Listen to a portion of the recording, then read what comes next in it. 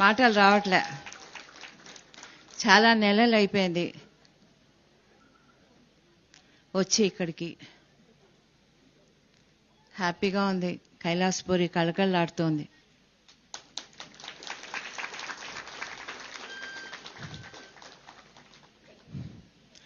ఇవాల్టి రోజు చాలా గొప్ప దినం, మనకి గొప్ప రోజు.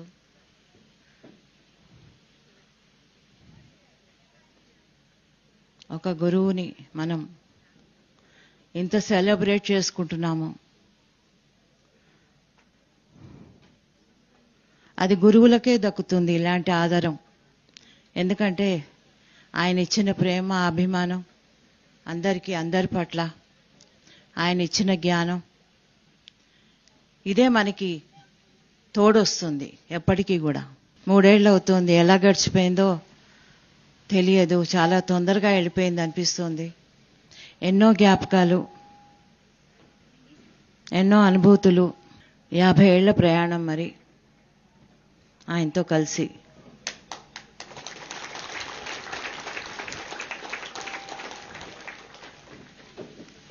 అది తక్కువ టైం కాదు. 50 ఏళ్ళు కలిసి ప్రయాణం చేయడం అంటే. 74లో ఆయనతో నేను కలిసి ప్రయాణం చేయడం మొదలెట్టాను. ఇప్పుడు 25కి వచ్చింది. 71 సంవత్సరాలు.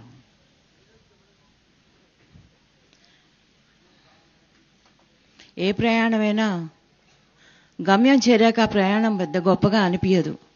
కానీ ఆ ప్రయాణంలో ఎన్నో నేర్చుకుంటాం మనం. ఎంతో జ్ఞానం మనం పొందుతాం. ప్రయాణం అనేది ప్రతి వాళ్ళకి ముఖ్యమే. ఏ గురువుకైనా సరే ఆ గురువు యొక్క ప్రయాణమే మనం నేర్చుకోవాల్సింది. ఆయన చేసే ప్రయాణంలో, ఆయన నడిచే ప్రయాణంలో మనకి ఎన్నో నేర్పిస్తారు. నేర్చుకునే వాళ్ళైతే, నేర్చుకున్నట్టయితే ఎంతో నేర్పిస్తారు. ప్రతి క్షణం నేర్పిస్తారు. మనం దాని మీద దృష్టి పెట్టాలి. ఎలా మాట్లాడుతున్నారు, ఎలా ఆదరిస్తున్నారు, ఏం పని చేస్తున్నారు, ప్రతి క్షణం ఎలా ఉపయోగిస్తున్నారు, ఆయన ఎలా వడ్డిస్తున్నారు, ఎలా అన్నం పెడతారు, ఇవన్నీ కూడా ఆయన దగ్గర నుంచి మనం నేర్చుకునే దీంట్లోనే ఉండాలి. ఎప్పుడు ప్రతి క్షణం నేర్పించేవారు ఆయన. ఆయన చూసి నేర్చుకోవాలి. ప్రత్యేకంగా ఇది నేర్చుకో అని చెప్పరు ఆయన. ఆయనను చూసి మనం నేర్చుకోవాలి. కానీ ఎవరు ఆయన్ని అర్థం చేసుకోలేదు సరిగ్గా. ఆయనకేం కావాలో ఎవరికీ తెలియదు. చాలా కొద్ది మంది. ఎలాగంటే ఆయన భక్తితో చూస్తారే తప్ప ఆయన చెప్పింది చేయాలని ఎవరు అనుకోరు. ఆయన ఫోటో పెట్టుకుంటారు కానీ ఆయన టీచింగ్స్ లేవు. అవి కావాలి. శ్వాస మీద ధ్యాస కావాలి. ధ్యానంలో రకరకాల ధ్యానాలు లేవు, ఒకటే ఉంటుంది. వివేకానందుడు పుస్తకం రాసినప్పుడు లాస్ట్ ఒక లైన్ రాశాడు, నన్నెవరూ అర్థం చేసుకోలేదు, నేనేంటో ఎవరికీ తెలియదు అని. గురువులు ఎప్పుడు అలాగే ఉంటారు. ఆయన ఏంటో ఎవరికీ తెలియదు, ఆయన ఎవరు అర్థం చేసుకోలేరు. ఎందుకంటే గురువు అనేవాడు, కృష్ణుడిని మనం అర్థం చేసుకోగలుగుతున్నామా? లేదు. అలాగే పత్రిగారిని కూడా ఎన్నో రకాలు ఆయన చెప్తూనే వచ్చారు. ఏది కావాలన్నా చేయండి. ఆ ఫ్రీడమ్ని మనం మిస్యూజ్ చేయకుండా ఉంటే చాలు. ఆయన ఇచ్చిన ఒక ఫ్రీడమ్, ఆ ఫ్రీడమ్ని మనం కరెక్ట్గా యూజ్ చేసుకుంటే మనం ఎంతో ఎత్తుకి ఎదగలం. ఎవరేది చెప్తే అది వినడం, అది చేసేయడం, అది మనకి అవసరమా లేదా ఎవరు ఆలోచించరు. అది మనకి కావాలా, అది కూడా అక్కర్లేదు. ఒక గురువు వస్తాడు, ఒక మాస్టర్ వస్తాడు, ఇక్కడ కూర్చుంటాడు, ఏదేదో చెప్తారు. వాళ్ళకి వాళ్ళ జ్ఞానాన్ని వాళ్ళ మైండ్తో చెప్తారే తప్ప అసలైన జ్ఞానం ఎవరు అందించలేరు. ఆ మైండ్కి కావాల్సిన జ్ఞానాన్ని మనం ఏం చేస్తాం, మనం తీసుకొని మళ్ళా మనం దాన్ని మైండ్లో పెడతాం. అప్పుడు ఎంత కలుషితం అవుతుంది ఆ జ్ఞానం, మీరే ఆలోచించండి. ఫస్ట్ ఎయిడ్ ఉంది మనకి, ఫస్ట్ హ్యాండ్ జ్ఞానం ఉంది. పత్రికారు చెప్పింది ప్రతి అక్షరం ఉంది. ఆయన అంతా చెప్పేశారు, చెప్పాల్సిందంతా చెప్పేశారు. మీకు ఇంకేం అక్కర్లేదు. చాలా మంది ఏం చేస్తున్నారంటే ఇన్ఫర్మేషన్ గ్యాదర్ చేసుకుంటున్నారు, ప్రాక్టీస్ జీరో అవుతోంది. వాళ్ళేం చెప్తున్నారు, వీళ్ళేం చెప్తున్నారు, క్లాస్కి వచ్చేసరికి వాళ్ళు ఏ క్లాస్ తీసుకుంటారు, ఇదా మనకు కావాల్సింది? సాధన ఎవరైనా చేస్తున్నారా? ధ్యానం కరెక్ట్గా ఎన్ని గంటలు చేస్తున్నారు? దాంట్లో ఎంతసేపు మీరు ఆలోచన రహిత స్థితిలో ఉండగలుగుతున్నారు? లేదు, ఉండలేరు. నేను ఖచ్చితంగా చెప్పగలను. ధ్యానం అంటే, క్లాసులు అంటే టైం పాస్ కాదు, అదొక యజ్ఞం. ఆ యజ్ఞాన్ని కరెక్ట్గా చేస్తేనే మన గమ్యం చేరతాం. టైంపాస్ కోసం మీరు ఎక్కడికి వెళ్ళొద్దు, జ్ఞానం కోసం వెళ్ళండి. జ్ఞానం అనేది మన ఇంట్లో ఉండి కూడా సంపాదించవచ్చు, పుస్తకాలతో బోర్డులన్నీ ఉన్నాయి. ఎక్కడికంటే అక్కడికి వెళ్ళిపోవడం, టైంపాస్ చేసేయడం, ఇంటికి వెళ్ళడం. ఇంటికి వెళ్ళేటప్పుడు మనం ఏముంది, మనకి అది మళ్ళీ సేమ్ స్టోరీ ఇంట్లో ఉంటుంది. మనం ఏమన్నా మారి వెళ్ళిపోతున్నావా? ఏమీ మారడంలే. మన వాళ్ళలో ఏ పిఎస్ఎస్ఎంలో ముఖ్యంగా నేను ఇవాళ సత్యాలు మాట్లాడాలనుకుంటున్నా. సెల్ఫ్ ఇంపార్టెన్స్ ఎక్కువైపోయింది, గురు పరంపరలు ఎక్కువైపోయారు. నిజంగా గురువు ఉన్నారా? కాదు. గురువు పదవి కోసం పాకులాడుతున్నారే తప్ప నిజంగా గురువులు ఎవరు అవలా. కావడానికి ఇంకా కొన్ని జన్మలు పడుతుంది. వాళ్ళు చెప్పిన పైత్యం అంతా మనం ఎక్కించుకుంటున్నాం, అనవసరమైన పైత్యం. వాళ్ళు 4 పుస్తకాలు చదువుతారు, దాంట్లో ఉన్నదంతా వల్లిస్తారు, స్టేజ్ దిగంగానే వాళ్ళు మామూలుగానే ఉంటారు. వాళ్ళలో ఏ జ్ఞానం ఉండదు, ఏ నడవడిక ఉండదు. అదా మన కోసం? మనం కావాల్సింది అదా? కాదు కదా. మనం ఇంత కష్టపడి, ఇంత ఎనర్జీ వేస్ట్ చేసుకొని, ఇంత డబ్బులు పెట్టి, ఇంత టైం పెట్టి మనం అన్నీ వదులుకొని ఇక్కడికి వచ్చి మనం ఏం చేస్తున్నాం? మనకేం కావాలి? ఏం కావాలని వస్తున్నాం ఇక్కడికి? ఏం కావాలని వస్తున్నామా? అది సంపాదిస్తున్నామా? లేదు, వ్యాపారం అయిపోయింది. ఆధ్యాత్మికం అనేది ఒక వ్యాపారం అయిపోయింది.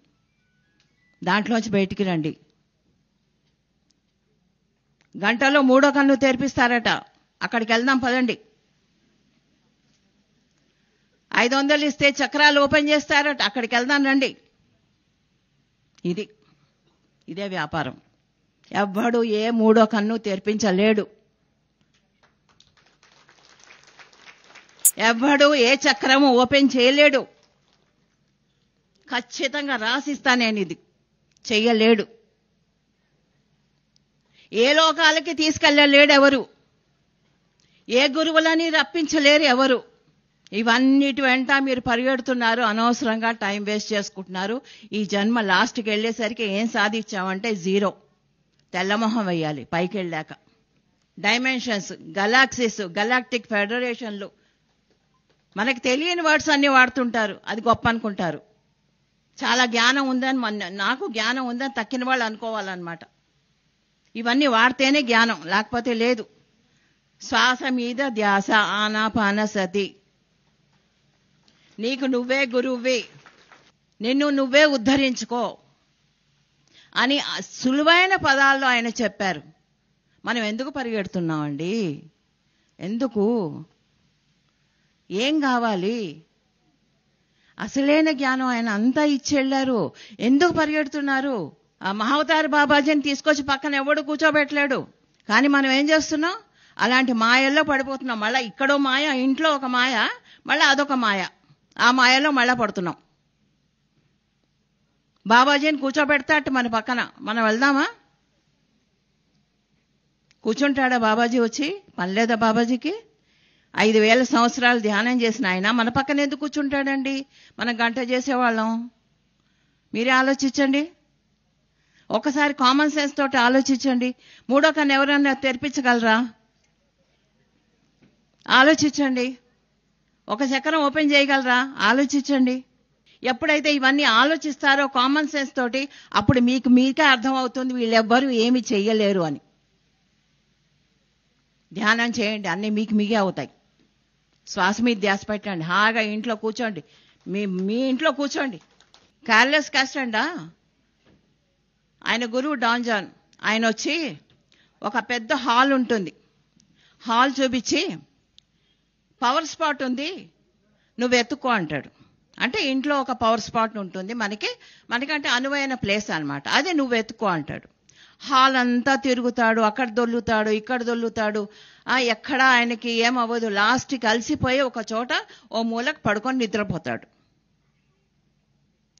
అప్పుడు పొద్దున్న వస్తాడు డాన్ జాన్, వచ్చి అడుగుతాడు, ఏంటి నీ పవర్ స్పాట్ నువ్వు కనిపెట్టావా అని.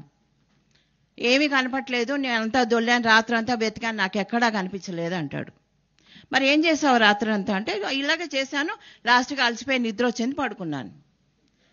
ఎక్కడ పడుకున్నావు అంటాడు. పలానా చోట పడుకున్నాను. నీకు అదే పవర్ స్పాట్. నీకు ఎక్కడైతే మనశ్శాంతిగా నిద్ర పడుతుందో అదే పవర్ స్పాట్. మన ఇంట్లో మనకి మనశ్శాంతిగా నిద్ర పడుతుంది, అదే మన పవర్ స్పాట్. దాన్ని పట్టుకోండి, అక్కడ ధ్యానం చేయండి. ఎక్కడో హిమాలయాల్లో లేవు పవర్ స్పాట్లు. సైట్ సీయింగ్ అయితే వెళ్ళండి, మంచకొండలు చూడడానికి. ధ్యానానికి మాత్రం వెళ్ళరు, ఎవరు వెళ్ళలేరు. ఉంటారా?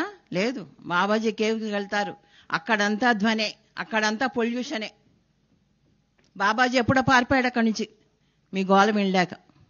ఇందు మూలంగా నేను చెప్పేది ఏంటంటే, ధ్యానం చేయండి, అనవసరమైన కాలక్షేపాలు చేయొద్దు. ఇన్ఫర్మేషన్ చాలా తీసుకున్నారు, ఎంతో తీసుకున్నారు ఇన్ఫర్మేషన్. అప్లికేషన్ లేదు, జీవితంలో అప్లికేషన్ లేదు, ప్రాక్టీస్ లేదు. ఎంతకని నీకు ఇన్ఫర్మేషన్ కావాలి? ఇక్కడ మెమరీ చిప్ అంతా ఫుల్ అయిపోయింది, ఇంకా లోపలికి ఫీడ్ చేయడానికి ఏం లేదు. అసలైన సత్యం లోపలికి వెళ్ళలేదు ఇంకా.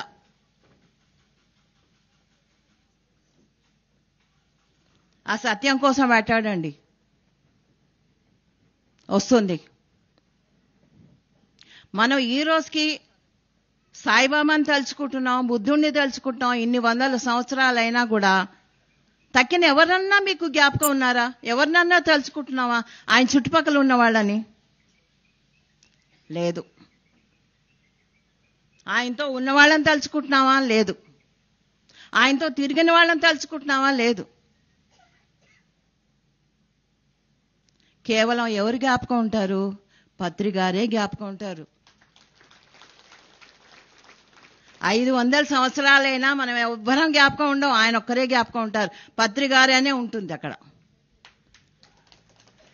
ఇంకెవ్వరు ఉండరు ఆ యొక్క హిస్టరీలో. మన హిస్టరీ చదివితే సాయిబాబా ఒకడే ఉంటాడు, బుద్ధుడు ఒకడే ఉంటాడు, బుద్ధిజం ఒకటే ఉంటుంది.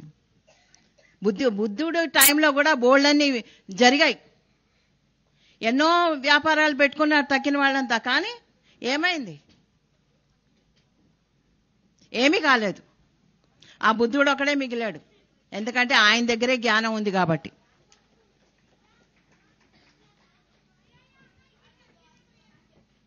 మనం అనుకుంటాం ప్రతి వాళ్ళు బుద్ధుళ్ళు కావాలని. అవుతున్నామా? అయ్యామా? లేదు. ఖచ్చితంగా చెప్తాను నేను లేదని.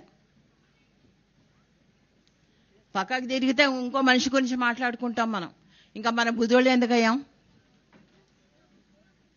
చిన్న మనమే టెస్ట్ చేసుకోవచ్చు, మనం ఎంతవరకు బాగున్నామా అని, మన మాటలు ఎంత బాగున్నాయి. ఇవన్నీ చూసుకుంటే మనం ఎంతవరకు జ్ఞానం పొందాము, ఎంతవరకు నేర్చుకున్నాము, ఎంత ఇంకా నేర్చుకోవాలి అది కూడా తెలియదు, ఎవరికీ తెలియదు. తెలుసుకోండి, మిమ్మల్ని మీరు తెలుసుకోవడానికి ఇక్కడికి వచ్చారు. కష్టపడ్డాడు, 40 ఏళ్ళు ఆయన తిరిగారు, కాళ్ళకి బలపాలు కట్టుకొని తిరిగారు. ప్రతి ఇంటి గుమ్మ ఎక్కా దిగా. ఇష్టం ఉన్నా తిన్నారు, ఇష్టం లేకపోయినా పడుకున్నారు. అలా అంతా చేసిన ఆయన మనం ఏం చేస్తున్నాం? ప్రతి వాళ్ళల్లో గురువు అయిపోవాలనే తపన పెరిగిపోయింది, ఇన్స్టెంట్గా అయిపోవాలి గురువులు. పత్రిగారు 40 ఏళ్ళు కష్టపడి ఇంతమందిని జమ చేశారు. ఇప్పుడు ఇలా అనగానే చాలు మనకు భక్తులు తయారైపోతున్నారు. భక్తులు ఇప్పుడు మనం ఏం చేస్తున్నామంటే, శిష్యులు కూడా కాదు, భక్తులు. ఆ భక్తుల కోసం వెంటాడుతున్నాం మనం. గురువులు ఎందుకు అవ్వాలంటే భక్తుల కోసం. ఎందుకు? వాళ్ళ ఇంటికి వెళ్ళాం కానీ మనకి కంఫర్ట్ ఉంటుంది, మంచి భోజనం పెడతారు, ఆదరం ఉంటుంది, రెస్పెక్ట్ ఉంటుంది. ఆ రండి సార్ అని కూర్చోబెడతారు. ఇళ్లలో మంచి మంచి రూమ్లు ఇస్తారు, వాళ్ళకి అన్ని వసతులు ఇస్తారు, రాను పోను ఛార్జీలు ఇస్తారు, లేకపోతే ఫ్లైట్లన్నీ టికెట్లు ఇస్తారు. ఆయన బస్సుల్లో తిరిగారు. ఆ బస్సుల్లో తిరగమని నేను చెప్పడం లే, కానీ జ్ఞానం సంపాదించండి. ఆయన చెప్పిన జ్ఞానం అన్నా తక్కిన వాళ్ళకి పంచండి, యాజ్ ఇట్ ఈస్. అది లేదు, మనం దానికి మసాలా కలుపుతాం, ఎందుకంటే మసాలా కలిపితే ఇష్టంగా రుచిగా తింటారని. ఇది వ్యాపారం అయిపోతుంది. వ్యాపారం కాకుండా రక్షించుకోండి, మిమ్మల్ని మీరు రక్షించుకోండి. ఇంకొక 500 సంవత్సరాలైనా పత్రికారు ఒక్కరే ఉంటారు, ఇంకెవ్వరు ఉండరు, ఇంకెవ్వరూ ఉండరు. ఈ హిస్టరీలో, పిరమిడ్ హిస్టరీలో ఓన్లీ పత్రికారే ఉంటారు, ఇంకెవ్వరూ ఉండరు.